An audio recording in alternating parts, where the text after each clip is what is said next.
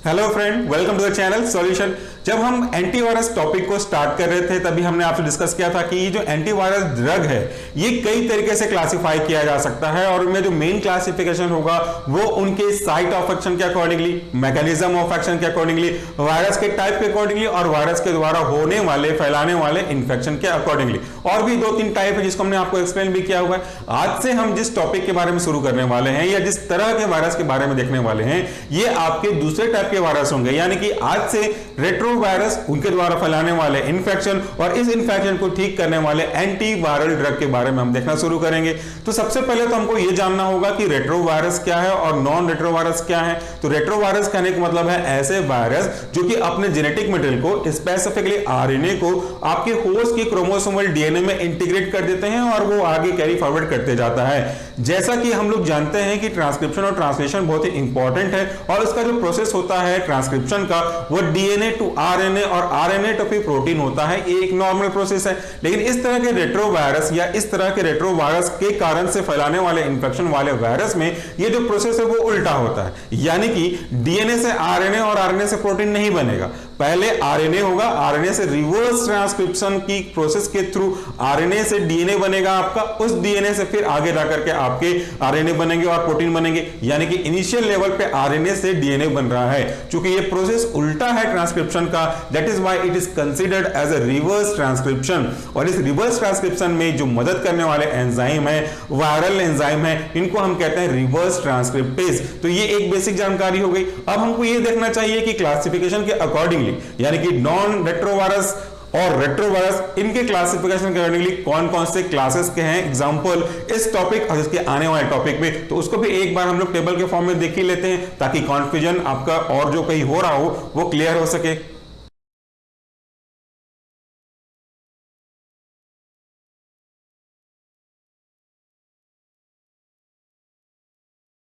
तो आपने देखा classification of antiviral drug according to non retrovirus और रेट्रोवायरस। तो स्टार्ट करते हैं आज का टॉपिक रेट्रोवायरस के अकॉर्डिंगली। और आज का जो सबसे इंपॉर्टेंट ड्रग होगा इस कैटेगरी का पहला वह है ज़िडोवुडिन। सबसे पहले हमको यह जानना होगा कि ये जो रेट्रोवायरस ड्रग है या आपका जो ये ज़िडोवुडिन ड्रग है वो किसके केस में ज्यादातर यूज होता है। ये ज़िडोवुडिन का यूज होता है एड्स के इन्फेक्शन को कंट्रोल करने में, क्योंकि अपन ठीक तो अब तक नहीं कर सकते। इस एड्स के कॉज करने के पीछे का जो मेन वायरस है वो है HIV, ह्यूमन इम्यूनो वायरस, और इसके कारण से जो प्रॉब्लम होती है उसे हम बोलते हैं एक्वायर्ड इम्यूनो डेफिशिएंसी सिंड्रोम, यानी कि उसमें इम्यून सिस्टम की डेफिशिएंसी होती है। इसलिए हमारी कोशिश यही रहती है कि उसके इम्यून सिस्टम को थोड़ा सा अपन किसी और तरीके को फॉलो करते हुए मेंटेन करके रखें और इस ड्रग को यूज करते हुए, ज़िडोवुडिन एंटीवायरल ड्रग को यूज करते हुए उसके कंडीशंस को स्टेबल बनाने की कोशिश कर सकें। यह हमारा मेन ऑब्जेक्ट होता है। इस जो एड्स के वायरस के पीछे का रिस्पॉन्सिबल वायरस है वो रेट्रोवायरस है, यानी कि उसका जेनेटिक मटेरियल क्या होगा, आरएनए होगा, और वो रिवर्स ट्रांसक्रिप्शन के प्रोसेस को with the help of reverse transcriptase या न्यूक्लियोसाइड रिवर्स ट्रांसक्रिप्टेज एंजाइम की मदद से वो आरएनए से डीएनए, देन डीएनए से फिर आरएनए, फिर प्रोटीन सिंथेसिस को करना शुरू करेगा। तो ये है एक इनका बेसिक लक्षण। तो इसके पूरे लाइफ साइकिल को हमको जानना होगा। लाइफ साइकिल भी बहुत जरूरी है कि इससे पहले कि हम पूरे टॉपिक को शुरू करें तो एक बार इस लाइफ साइकिल को एनिमेशन की मदद से जल्दी से देख लीजिए ताकि हम वापस से आके व्हाइट बोर्ड में रिवाइज करना शुरू करें और कॉन्सेप्ट को और क्लियर करते चलें।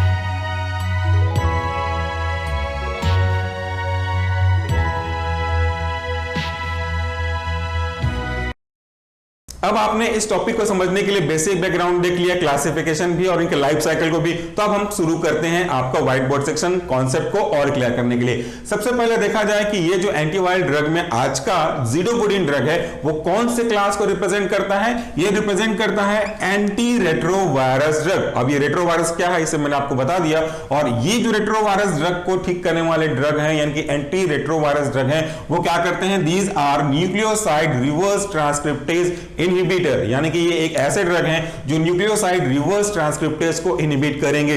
अब यहां पे इस पूरे वर्ड में न्यूक्लियोसाइड रिवर्स ट्रांसक्रिप्टेज क्या है? इसके लास्ट में एज लगा हुआ है जिसको आप आसानी से देख सकते हैं, और ये एज लगा हुआ वाक्य ये बता रहा है कि ये कोई एंजाइम है, और ये एंजाइम आपके वायरस में, एचआईवी वायरस में, रेट्रोवायरस में पाए जाएंगे, जो कि उस वायरस को अलाउ करते हैं कि आप ट्रांसक्रिप्शन के उल्टे यानी कि रिवर्स ट्रांसक्रिप्शन करें।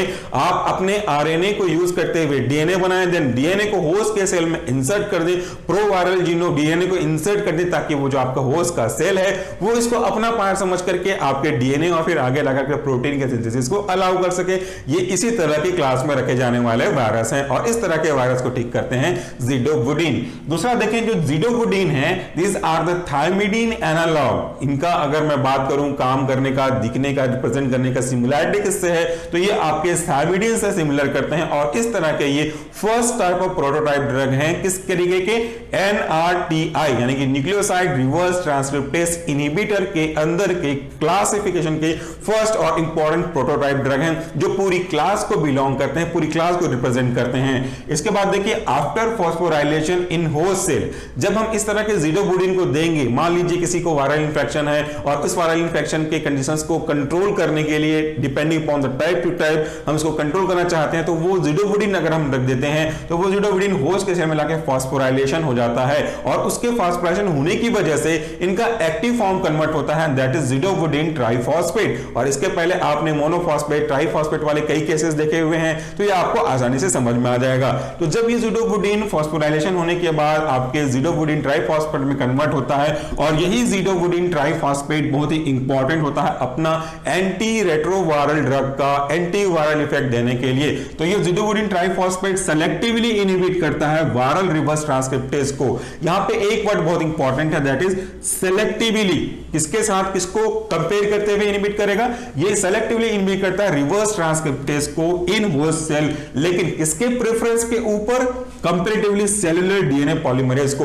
यानी कि ये जो आपका ट्राइफॉस्फेट वाला फॉर्म है ज़िडोवुडिन का, वो डीएनए के पॉलीमरेज और आपके रिवर्स ट्रांसक्रिप्टेज में दोनों में से फोकस करता है अफेक्ट करने के लिए आपका इसे रिवर्स ट्रांसक्रिप्टेज को। रिवर्स ट्रांसक्रिप्टेज ऊपर में देखा एक ऐसा एंजाइम जो कि डीएनए को आरएनए से बनाएगा। उल्टा होता है ना, याद रखिएगा, कंफ्यूजन यहीं पे होता है। इन जनरल डीएनए से आरएनए बनता है, आरएनए से प्रोटीन बनते हैं, लेकिन in this case of reverse transcription RNA से डीएनए बनेगा, देन डीएनए से फिर वापस से आपके प्रोटीन की सिंथेसिस होनी स्टार्ट हो जाएगी।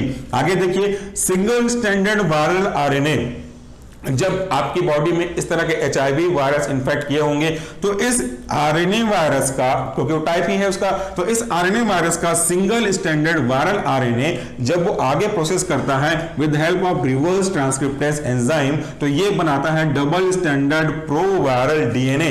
तो रिवर्स ट्रांसक्रिप्शन के फलस्वरूप आपका आरएनए वायरस बना लिया क्या? डबल स्टैंडर्ड आपका प्रोवायरल डीएनए। प्रोवायरल डीएनए अभी तक एग्जैक्टली आपके न्यूक्लियस ऑफ होस्ट सेल में एंटर नहीं किया है, उसके पहले का स्टेप है, इसीलिए इसको हम लोग बोलते हैं प्रोवायरल डीएनए। ये पूरा प्रोसेस होता है इन जनरल रेट्रोवायरस के केस में। लेकिन इस तरह के इन्फेक्शन को अगर हमको ठीक करना होगा तो हमको तो ड्रग लेना ही पड़ेगा। एंटी रेट्रोवायरल ड्रग के अंदर हमने ज़िडोवुडिन देखा, तो ये जो ज़िडोवुडिन आपका ड्रग है वो इसी स्टेप को अफेक्ट करता है, और इसके अफेक्ट करने के कारण से आगे का जो ये स्टेप है वो नहीं हो पाता, और उसके जो आगे के मल्टीप्लिकेशन के लिए रिस्पॉन्सिबिलिटीज को स्टार्ट करने के लिए जो genetic material, genomic material DNA था वो कहीं ना कहीं डेफिशिएंट हो जाएगा। ये एक काम करने का तरीका है ज़िडोवुडिन का। उसके बाद देखिए, दिस प्रोवायरल डीएनए, प्रोवायरल डीएनए कौन? जो अभी बना हुआ है रिवर्स ट्रांसक्रिप्शन के थ्रू, वही प्रोवायरल डीएनए आगे ट्रांसफर होता है कहां पे? न्यूक्लियस में। किसके न्यूक्लियस में? होस्ट सेल के न्यूक्लियस में ट्रांसफर होता है। पिछले बार अभी जो आपने डायग्राम देखा एनिमेशन के रूप में, वो आपको समझा रहा होगा, इसलिए मैंने इसको पहले ऐड किया था। तो ये प्रोवायरल डीएनए ट्रांसलोकेट हुआ होस्ट के न्यूक्लियस में और इंटीग्रेटेड हो जाता है with chromosomal DNA of host cell. ये बड़ा इंपॉर्टेंट बात है। जो आरएनए से डीएनए बना, जो डीएनए बना वो हम इसको बोलते हैं प्रोवायरल डीएनए। ऊपर में देखिए ये प्रोवायरल डीएनए आगे मूव करते हुए होस्ट सेल के न्यूक्लियस में पहुंचता है और उस न्यूक्लियस में ऑलरेडी प्रेजेंट जो होस्ट का डीएनए उसके साथ इंटीग्रेट कोलैप्स हो जाता है, कोलैबोरेट हो जाता है और उसके साथ ही वो अपना काम करना शुरू करता है।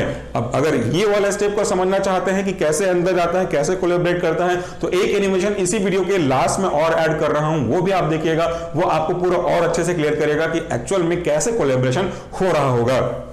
तो ये होस्ट सेल में हो जाते हैं और इसके लिए जो रिस्पॉन्सिबल एंजाइम है यानी कि इंटीग्रेशन के लिए आपके प्रोवायरल डीएनए का होस्ट के सेल के डीएनए के साथ इंटीग्रेट होने के लिए जो एंजाइम मदद करता है, इसको हम बोलते हैं वायरल इंटीग्रेज। यहां भी देखिए एज लगा हुआ है, वो एक एंजाइम को दिखा रहा है which then start the transcribing viral genomic RNA.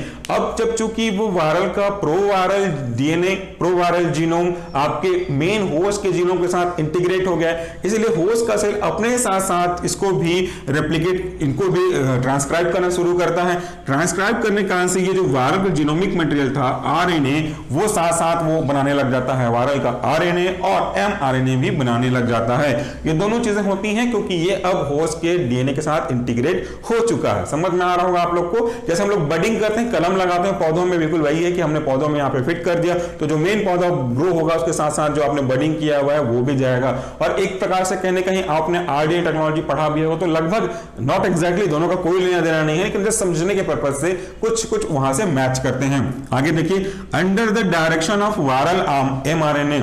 अब जब ये जो एमआरएनए है बन चुका है वायरस के डीएनए के, आपके होस्ट के डीएनए के साथ इंटीग्रेट होने के बाद, तो अब ये जो वायरल का एमआरएनए है जो कि मैसेंजर आरएनए के नाम से जानते हैं, वो रेगुलेट करता है आपकी क्या करने के लिए, स्ट्रक्चरल प्रोटीन बनने के लिए। और ये जो स्ट्रक्चरल प्रोटीन फॉर्म होता है it is in the form of polyprotein. ये पॉलीप्रोटीन के फॉर्म में बनाना स्टार्ट करता है। अगर इसको दोबारा पढ़ेंगे तो और अच्छे समझ में आ जाएगा।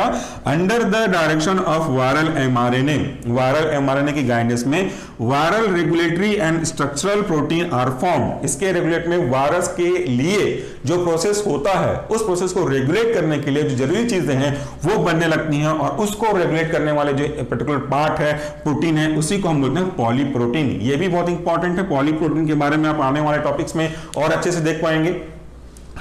इसके बाद क्या होता है, फाइनली लास्ट स्टेप क्या कहता है, finally virus particles are assembled and mature to be release. ये सब कुछ हो गया आपके होस्ट सेल में, तो वायरस के जो पार्टिकल हैं वो रेडी हो गए, वो मैच्योर हो गए ताकि वो आगे जाकर के और पैकेजिंग के बाद रिलीज होने के लिए अपना काम कर सकें। रिलीज होंगे तो दूसरे होस्ट सेल के अंदर जो नॉन अफेक्टेड सेल है उनको अफेक्ट करेंगे, फिर धीरे धीरे मूव करते हुए ट्रांसमिट होंगे एक पर्सन से दूसरे पर्सन में। तो ये पूरा प्रोसेस हो गया।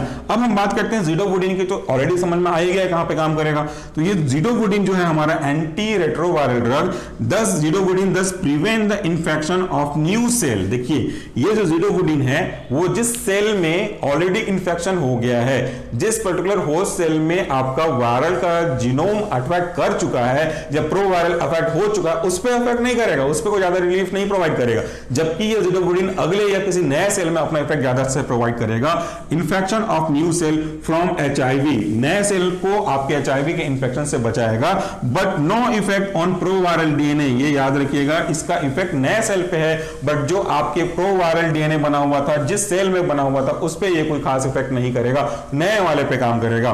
That has already integrated into chromosomal DNA of host, जो कि ऑलरेडी डीएनए में कोलैप्स हो गया है। जैसे ये आपका होस्ट का डीएनए है या आपके वायरल का डीएनए है, अगर ये इंटीग्रेट हो गया तो इसके इफेक्ट के ऊपर अपना कोई इफेक्ट ज़िडोवुडिन नहीं देगा, नए वाले में देगा। ये एक जानकारी याद रखनी चाहिए। उसके बाद देखिए जो इनका इंपॉर्टेंट नोट है, it is active against retrovirus only. जो ज़िडोवुडिन है उसको केवल हम रेट्रोवायरस के केस में यूज कर सकते हैं, क्योंकि इसका जो काम करने का तरीका है वो क्या है, ये इनहिबिट करता है न्यूक्लियोसाइड रिवर्स ट्रांसक्रिप्टेज एंजाइम। ऊपर देखिए रिवर्स ट्रांसक्रिप्टेज एंजाइम क्या काम करता है, रिवर्स ट्रांसक्रिप्शन का काम करता है। और रिवर्स ट्रांसक्रिप्शन किसमें होता है, केवल रेट्रोवायरस में। आपके दूसरे वायरस में जिसमें रिवर्स ट्रांसक्रिप्शन होता नहीं, उसमें कहां से इफेक्ट करेगा, क्योंकि वो स्टेप कन्वर्टिंग स्टेप को अफेक्ट कर रहा है। इसलिए ये नोट बहुत इंपॉर्टेंट है आपके दूसरे तरह के कॉम्प्लेक्स एग्जाम के पॉइंट ऑफ व्यू से। आगे देखें, zidovudine itself get incorporated into proviral DNA. अब क्या हुआ, जो जिडोवुडिन है वो इसी प्रोवायरल डीएनए पे जो बना हुआ है खुद इंटीग्रेट हो जाता है और उसका इलॉन्गेशन, उनके बढ़ने के चैन को, डीएनए आरएनए, होस्ट के डीएनए, आपके वायरल के आरएनए, इनके इलॉन्गेशन को अफेक्ट करता है और टर्मिनेट कर देता है इनके चैन के बनने को, तो वहीं पे वो डिस्ट्रॉय हो जाता है। तो ये हो गया आपका एक तरीका काम करने का। उसके बाद देखिए resistance occurs by point mutation. अगर हम जिडोवुडिन के काम करने के तरीके के बारे में बात करते हैं तो कभी कभी ऐसा भी हो सकता है सर्कमस्टांसेस की वजह से कि इनमें म्यूटेशन हो जाए और इस जिडोवुडिन का एक्शन आपके इस तरह के रेट्रोवायरस पे ना दिखे, तो उसका कारण केवल एक है, वह है पॉइंट म्यूटेशन। और आपने माइक्रोबायोलॉजी में म्यूटेशन तो पढ़ा होगा, बायोटेक्नोलॉजी भी आप पढ़ रहे हैं, उसमें point mutation, frame shift mutation, addition, subtraction, ये चीजें होती हैं। उसमें एक न्यूक्लियोसाइड ट्रांसफर हो जाएगा, म्यूटेंट हो जाएगा, ऐड हो जाएगा या सब्सट्रैक्ट हो जाएगा, this is called point mutation. और इसकी वजह से ये जो आपका रिवर्स ट्रांसक्रिप्टेज की एक्टिविटी है वो अफेक्ट हो जाएगी या उनकी अवेलेबिलिटी को हम बोल सकते हैं कि बढ़ जाएगी। तो एक तरफ से जिडोवुडिन आपके इसी रिवर्स ट्रांसक्रिप्टेज को कम करना चाह रहा है, लेकिन म्यूटेशन की वजह से बढ़ रहे हैं, उनकी एबिलिटी बढ़ रही है, तो आपका जिडोवुडिन काम नहीं कर पाएगा। तो ये हो गया हमारा फर्स्ट व्हाइट बोर्ड सेक्शन, जिसमें हमने बेसिक पॉइंट्स के बारे में बात किया, कुछ एनिमेशन के बारे में बात किए, स्लाइड के बारे में बात किए। उसके बाद इसी वीडियो के दूसरे व्हाइट बोर्ड सेक्शन में हम बात करेंगे इनके बारे में, कुछ फार्माकोकाइनेटिक, एडवर्स ड्रग रिएक्शन और कुछ इंटरेक्शन के बारे में। तो चलिए अब देखते हैं जिडोवुडिन के कुछ बेसिक पॉइंट, उनके फार्माकोकाइनेटिक प्रोफाइल, उनके एडवर्स रिएक्शन, उनके इंटरेक्शन और उनके यूज के बारे में। सबसे पहला जो इंपॉर्टेंट बात है जिडोवुडिन के फार्माकोकाइनेटिक में कि ये तो रैपिडली एब्जॉर्ब हो जाते हैं ओरल रूट से, लेकिन इनकी जो बायोअवेलेबिलिटी होती है वो लगभग 60% के आसपास होती है। So what is bioavailability? You know it very well, the rate and extent of drug absorb from its dosage form and reach to the systemic circulation is simply called bioavailability. तो वो लगभग 60% के आसपास होता है। दूसरा लेकिन बहुत ही इंपॉर्टेंट जो पॉइंट है, पैरामीटर है, वो ये कि ये जो जिडोवुडिन है एंटीवायरल ड्रग है, एंटी एचआईवी ड्रग है, एंटी रेट्रोवायरल ड्रग है, वो प्लेसेंटा को क्रॉस कर जाता है। यानी कि अगर कोई प्रेग्नेंट वुमन इस केस में इस तरह के जिडोवुडिन को लेंगी तो वो उनके प्लेसेंटा के थ्रू होता हुआ जो अंदर वूम में फीटस डेवलप कर रहा है वहां तक मूव कर सकता है। और कोई महिला अगर डिलीवरी के बाद लैक्टेटिंग कर रही है, फीडिंग कर रही है, ब्रेस्ट फीडिंग, तो उस ब्रेस्ट के मिल्क के साथ ये फीटस तक भी मूव कर सकता है। तो ये दो चीजें इंपॉर्टेंट है। दूसरा पॉइंट ज्यादा याद रखने वाली चीजें हैं। अगर मैं इनके कुछ अनवांटेड इफेक्ट, इनके एडवर्स ड्रग रिएक्शन के बारे में बात करूं तो सबसे पहला और इंपॉर्टेंट प्रोमिनेंट जो इनका एडवर्स ड्रग रिएक्शन होता है वो होता है बोन मैरो डिप्रेशन। और ये जो बोन मैरो डिप्रेशन है वही आगे जाकर के लीड कर सकता है एनीमिया को, और ये बेसिकली डोज डिपेंडेंट मैनर में होते हैं। यानी कि अगर हम डोज को बढ़ाते जाएं तो इस तरह के अनवांटेड इफेक्ट हम देख सकते हैं। वैसा ही आपका बोन मैरो डिप्रेशन के साथ भी है। अगला जो इसके कॉमन और नॉर्मल अनवांटेड इफेक्ट है वो सिंपल से है नोजिया, एनोरेक्सिया यानी कि आपकी भूख का ना लगना, एब्डोमिनल पेन, एब्डोमिनल कैविटी के आसपास पेन का सेंसेशन होगा, हेडेक और इंसोम्निया, नींद का ना आना। ये कुछ बेसिक अदर सिम्टम्स के रूप में है। अगर हम कहें कि ये आगे जाकर के अगर इनफ्रीक्वेंट रूप में देखा जाए, मतलब ऐसे adverse drug reaction of zidovudine जो कि इन जनरल कॉमनली देखे नहीं जाते हैं, वो कभी कभी एकदम कम केस में देखे जाएंगे इनफ्रीक्वेंट तरीके से, तो वो क्या है? मायोपैथी यानी कि स्केलेटल मसल्स के स्ट्रक्चर में चेंज हो जाना। दूसरा है नेल का पिगमेंट हो जाना, आपकी कोई बॉडी के पार्ट के नेल के, चाहे वो हैंड्स के हो चाहे टोज के हो, उनके नेल में कोई तरह का पिगमेंटेशन हो सकता है। हिपेटोमेगैली यानी कि लीवर का इनलार्जमेंट होना बिना किसी एग्जिस्टेंस ऑफ डिजीज और डिसऑर्डर के, वो इसके साथ देखे जा सकते हैं। Only these are rare cases की बात कर रहे हैं, नॉट फ्रीक्वेंटली। इसके बाद हम बात करते हैं इनकी ड्रग इंटरेक्शन की, यानी कि जिडोवुडिन को किसी और ड्रग के साथ अगर आप लेते हैं तो कौन सा ड्रग जिडोवुडिन की एक्शन को, या तो ये जिडोवुडिन उस लिए गए ड्रग के एक्शन को अफेक्ट करेगा, इन्हीं को हम बोलते हैं ड्रग इंटरेक्शन या सिंपली ड्रग ड्रग इंटरेक्शन। तो पहला और इंपॉर्टेंट, पैरासिटामोल को अगर हम जिडोवुडिन के साथ लेते हैं तो वो पैरासिटामोल इस जिडोवुडिन की जो टॉक्सिसिटी है उसको बढ़ा देगा। इसके पीछे का रीजन या कारण यह है कि ये ग्लूकोइनेशन को इंक्रीज कर देते हैं, जिसके कारण से ये प्रॉब्लम होती है। वो सेम जगह के लिए फाइट करते हैं, कंपीट करते हैं। दूसरा जो एजोल कैटेगरी के एंटी फंगल ड्रग हैं, जिसके बारे में हमने ऑलरेडी पढ़ा हुआ, ओरल रूट से ले दें तो जो एजोल ड्रग हैं वो इसके मेटाबॉलिज्म को कम करते हैं, और मेटाबॉलिज्म के कम होने के कारण से इनकी जो अवेलेबिलिटी होगी ब्लड में में या प्लाज्मा में या बॉडी में वो थोड़ी ज्यादा होगी, वो कहीं ना कहीं ज्यादा देर रिटेन करने के कारण से ये टॉक्सिसिटी को कॉज कर सकते हैं। इसके बाद देखिए ये जो नेफ्रोटॉक्सिक ड्रग है वो भी इनकी टॉक्सिसिटी को बढ़ा सकते हैं, क्योंकि आपके जो जिडोवुडिन है इनका elimination most of the case urine के केस में होता है। तो जो ड्रग नेफ्रोटॉक्सिसिटी ऑलरेडी कॉज कर सकते हैं या कर रहे हैं या इनके पास ये पॉसिबिलिटीज है, वो भी इस तरह के जिडोवुडिन के एक्शन को अफेक्ट कर सकते हैं, टॉक्सिसिटी को और बढ़ा सकते हैं। दूसरा और इंपॉर्टेंट आपके जीपैट के क्वेश्चंस के हिसाब से है ये कि स्टावुडिन और जिडोवुडिन इन दोनों को अगर हम साथ में लेते हैं तो दोनों म्यूचुअल एंटागोनिज्म इंड्यूस करेंगे। क्यों करेंगे? बाय इनहिबिटिंग या bye fighting the competing for the same binding pathway. इसी कारण से दोनों एक दूसरे की एक्टिविटी को म्यूचुअली एंटागोनाइज कर देते हैं। That is why they should not be taken together. उसके बाद देखिए यूज का तो बहुत सिंपल सा और एक लाइन में यूज है कि इनको एचआईवी पेशेंट के लिए यूज करते हैं, लेकिन कंडीशंस अप्लाइड है कि इसके साथ कम से कम 2 और अदर तरीके के एंटी रेट्रोवायरल ड्रग को इसमें इंक्लूड करना चाहिए। हालांकि ये यूज होता है, लेकिन WHO की गाइडलाइन जिसमें हम लोग यूज करते हैं 2016 के अकॉर्डिंगली जो रेजिमेंट फिक्स किया गया है उस रेजिमेंट के गाइडलाइन के अकॉर्डिंगली इनको फर्स्ट लाइन ड्रग में यूज नहीं किया गया। So friend that's all for the day. आज के वीडियो में हमने बात किया जिडोवुडिन के काम करने के तरीके, उनके इंट्रोडक्शन, काइनेटिक, इंटरेक्शन, यूज और एडीआर के बारे में। इसके बाद छोटा सा एनिमेशन और होगा। उस एनिमेशन के बाद चाहे तो आप first part of this white board और अभी का व्हाइट बोर्ड का स्क्रीनशॉट ले सकते हैं। रेफरेंस की अगर बात करते हैं तो दोनों ही पार्ट को मैंने लिया हुआ है केडी त्रिपाठी के लेटेस्ट यानी कि 8th एडिशन से। सो इसी के साथ आज के वीडियो के लिए, आज के पार्ट के लिए इतना ही। नमस्कार। आज के वीडियो में हम आपको बताएंगे एंटीवायरल ड्रग्स की classification, mechanisms and their site of action. तो सबसे पहले जानते हैं कि वायरस का रिप्लिकेशन कैसे होता है, मीन्स वायरस कैसे रिप्रोड्यूस होता है, मीन्स अपनी मल्टीपल कॉपीज़ कैसे बनाता है और किसी भी सेल को इन्फेक्ट कैसे करता है। वायरस खुद कैपेबल नहीं होता है रिप्लिकेशन के लिए, मतलब खुद से अपनी मल्टीपल कॉपीज़ नहीं बना पाता, उसको होस्ट सेल की ज़रूरत होती है फॉर द रिप्लिकेशन। और इस होस्ट सेल से वो जितने भी सब्सटेंस रिक्वायर्ड होते हैं वायरस को रिप्लिकेट होने के लिए, वो होस्ट सेल से उसको प्रोवाइड होता है। और ये host cell animal cell, plant cell या बैक्टीरियल सेल भी हो सकता है। तो आइए शुरू करते हैं। मान लो कि ये होस्ट सेल है और ये होस्ट सेल का आउटर मेम्ब्रेन और इनर फ्लूइड कहलाता है होस्ट सेल का साइटोप्लाज्म। तो सबसे पहला स्टेप होता है वायरस इन्फेक्शन का, viral fusion with the host cell. इस स्टेप में जो वायरस पार्टिकल होता है ये वायरस सेल के मेम्ब्रेन से जाके अटैच हो जाता है और ये अटैचमेंट होता है थ्रू द स्पेसिफिक रिसेप्टर।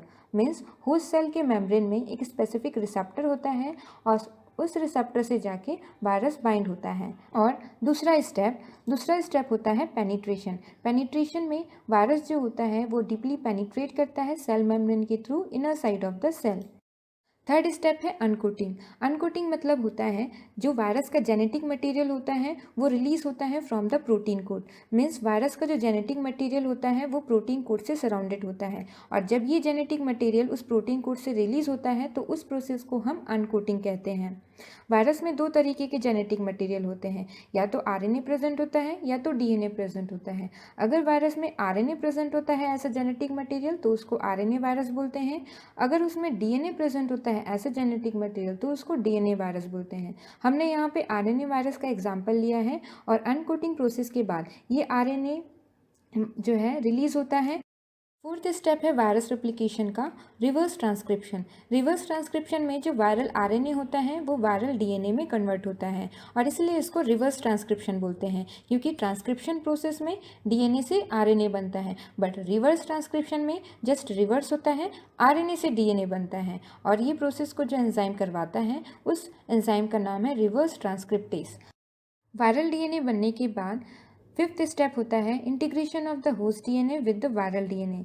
इसका मतलब जो वायरल डीएनए होता है वो वायरल डीएनए, ये जो स्ट्रक्चर देख रहे हैं होस्ट डीएनए, इस होस्ट डीएनए के साथ वायरल डीएनए इनकॉर्पोरेट हो जाता है। इसका मतलब जो वायरस डीएनए होता है वो वायरल डीएनए होस्ट डीएनए के साथ इंसर्ट होता है और ये जो प्रोसेस को जो एंजाइम करवाता है उसका नाम है इंटीग्रेज। और इंटीग्रेशन के बाद जो नेक्स्ट स्टेप होता है उससे बनता है वायरल जीनोमिक आरएनए और ट्रांसक्रिप्शन प्रोसेस के थ्रू बनता है वायरल एमआरएनए और viral mRNA means messenger RNA translation process के थ्रू बनाता है वायरल प्रोटीन। और 7th स्टेप है पैकेजिंग एंड असेंबलिंग। ये पैकेजिंग एंड असेंबलिंग में जो वायरल जीनोमिक आरएनए होता है वो प्रोटीन कोड जो बना है उस प्रोटीन कोड के अंदर इंसर्ट होता है, और इंसर्ट होने के बाद इस तरीके से होती है वायरस की packaging and assembling. Packaging and assembling के बाद एक कंप्लीट वायरस पार्टिकल बन जाता है, और उसके बाद लास्ट स्टेप है बडिंग मीन्स वायरस रिलीज। इसका मतलब जो कंप्लीट वायरस पार्टिकल बनता है वो होस्ट सेल से रिलीज होता है, और होस्ट सेल से रिलीज होने के बाद ये जो मैच्योर वायरस है, ये मैच्योर वायरस फर्दर दूसरे सेल को इन्फेक्ट करता है। तो इस तरीके से वायरस का होता है रेप्लिकेशन। अब हम बात करेंगे एंटीवायरल ड्रग्स की classification, mechanisms and their site of action. तो सबसे पहला है फ्यूजन इनिबिटर। फ्यूजन इनिबिटर का एग्जांपल है एनफ्यूवर्टाइड। ये enfuvirtide specially HIV means human immuno deficiency virus पे एक्ट करता है, और इन वायरस का फ्यूजन होने नहीं देता है with the host cell, means fusion को इनिबिट करता है विद द होस्ट सेल। इसके बाद नेक्स्ट एग्जांपल है एमांटाडीन एंड रिमांटाडीन। ये दोनों ड्रग्स स्पेशली इन्फ्लुएंजल वायरस पे एक्ट करते हैं और उनके अनकोटिंग स्टेप को ब्लॉक करते हैं। इसके बाद जो नेक्स्ट कैटेगरी है वो है रिवर्स ट्रांसक्रिप्टेस इनिबिटर। इसके एग्जांपल्स हैं जिडोवोडीन, डिडानोसिन। ये जो ड्रग्स होते हैं वो स्पेसिफिकली रिवर्स ट्रांसक्रिप्टेस एंजाइम को इनिबिट करते हैं, मीन्स उसके फंक्शन को ब्लॉक करते हैं, जिसकी वजह से रिवर्स ट्रांसक्रिप्शन प्रोसेस नहीं होता है, मीन्स वायरल RNA जो है वायरल DNA में कन्वर्ट नहीं हो पाता, और यहाँ पे वायरस का रेप्लिकेशन यहीं पे स्टॉप हो जाता है। कैटेगरी है इंटीग्रेस इनिबिटर। इसके एग्जांपल्स हैं रेल्टिग्राविर एंड डोलुटेग्राविर। ये इंटीग्रेस इनिबिटर ड्रग्स क्या करते हैं, इंटीग्रेस एंजाइम को ब्लॉक करते हैं। तो इंटीग्रेस एंजाइम के फंक्शन ब्लॉक होने की वजह से जो वायरल DNA है वो होस्ट DNA के साथ इंटीग्रेट नहीं हो पाता है, और वायरस का रेप्लिकेशन प्रोसेस यहीं पे स्टॉप हो जाता है। नेक्स्ट कैटेगरी है प्रोटीएस इनिबिटर। इसके एग्जांपल्स हैं रिटोनाविर, इंडिनाविर एंड नेल्फिनाविर। ये जो ड्रग्स होते हैं, ये ड्रग जो वायरस का जो प्रोटीन सिंथेसिस होता है थ्रू द वायरल mRNA, ये प्रोटीन जो है फर्दर फ्रैगमेंट्स में ब्रेक डाउन होता है थ्रू द प्रोटीएस, और ये प्रोटीएस एंजाइम इसको फ्रैगमेंट्स में ब्रेक करने के बाद हर एक जो फ्रैगमेंट्स होते हैं प्रोटीन के वो ऐसा स्ट्रक्चरल प्रोटीन काम करते हैं, और इस स्ट्रक्चरल प्रोटीन्स और एंजाइम्स और वायरल जीनोमिक mRNA की पैकेजिंग और असेंबलिंग होने के बाद एक multiple copies of virus particles बनते हैं। तो प्रोटीएस इनिबिट होने की वजह से ये पैकेजिंग और असेंबलिंग नहीं हो पाती है, और मल्टीपल कॉपीज ऑफ वायरस नहीं बन पाता है। और इसके बाद जो नेक्स्ट कैटेगरी है वो है न्यूरोमिनिडेज इनिबिटर।